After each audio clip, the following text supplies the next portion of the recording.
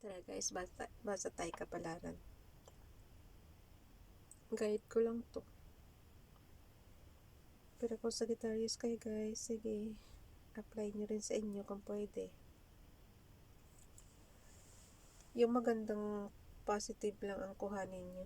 March 28, 2021. Tapos yung pag hindi maganda, iwasan nyo na. Diba? March 28, 2021, Mercury square Mercury. This short period will not be beneficial to try and discuss matters with others because the mind is inflexible and not willing to compromise. The ego may be out of sync with others and verbal confrontation can be expected with heavy oppositions to your ideas. Wait for another more prosperous day to make your point to others. Concerns for brothers or sisters can cause agitation in relationships and everyday matters, and insignificant problems will be of greater concern than normal. Incoming news may be upsetting, and the thinking process will be slow and seem to be very fuzzy. How can you grasp new concepts when your mind is not functioning at its peak? Simply reschedule that meeting for another day. And fidgety type of composure exists with the urge to go and do, but you may not be sure of just what it is you should do. Patience will be non-existent at this time. That can cause mistakes. Stay away from stimulants which will only upset the inner you. So, pasensya talang magpapasensya ng mahaba.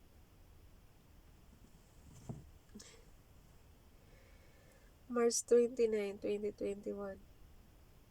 Mercury opposes Pluto. A danger of this transit is forcing your point of views on others or just coming on too strong with your opinions. If you handle it diplomatically, however, you can enlighten people around you with your views that shed light on an issue. Compulsive thinking now can cause confusion and serious frame of mind. This is a difficult time for business and the contracts or agreements should be formulated at this time. False accusations through gossip or misrepresentations surround this transit,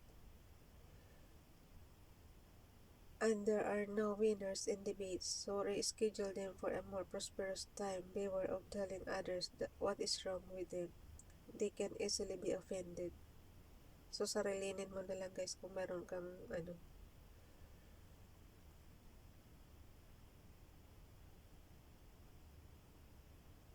huwag ka makikipagtalo.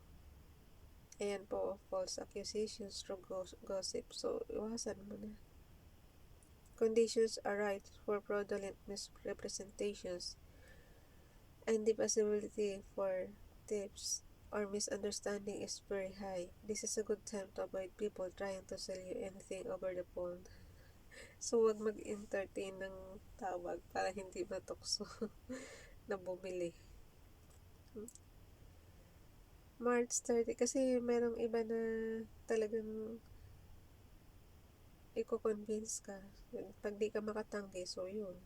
Kung kailangan umiwas ka na sa telepono pa lang. March 30, 2021. Mercury square Sun. Communication with others is up to be intense to say the least. That may prove to be the key to survival here. Say the least. Do not formulate or sign contracts and legal documents at this time, as important points can easily be overlooked. Business meetings can be delayed at the last minute or cancelled altogether. This transit is notorious for absent-minded behavior, and you may wind up somewhere you had no intention of going with no idea how you got there. A very fuzzy mind exists that will cause you to make mistakes. You may encounter some unpleasant experiences or receive some disturbing news at this time. This is a very busy and active time, but you can expect heavy opposition in communication with others. So, wag ka na makipag-communicate. Ganun lang kasimple.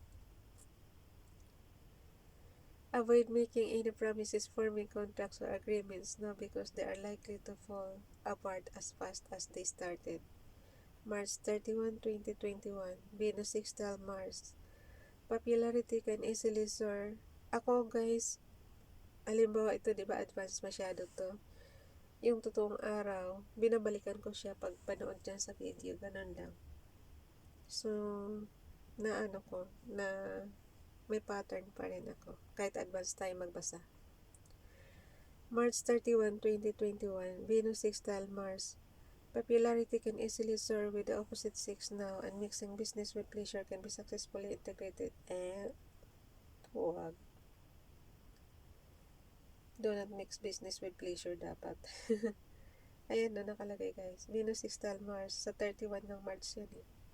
Popularity can easily soar with the opposite sex now, and mixing business with pleasure can be successfully integrated. Good business practices can pay off in very positive ways. This is considered to be an excellent transit for women to become pregnant. Aroy ko. Emotional distraction can get in the way of important issues now, so try to keep your emotions in check. Business and finances are favored, and secret behind the scenes activities can easily work to your advantage. Secret love affairs can be kept secret as it should be, and your personal assertion level will be high. Your tone of voice will be soft-spoken, and infatuations can arise quite suddenly and passionately. Changes in appearance can take place now, making favorable impressions on everyone. This is a wonderful transit to go out and flirt with someone as well. Tama na muna guys. May pa-flirt-flirt pa itong nalalaman, no? This is a wonderful transit to go out and flirt with someone as well. Bye everyone. God bless.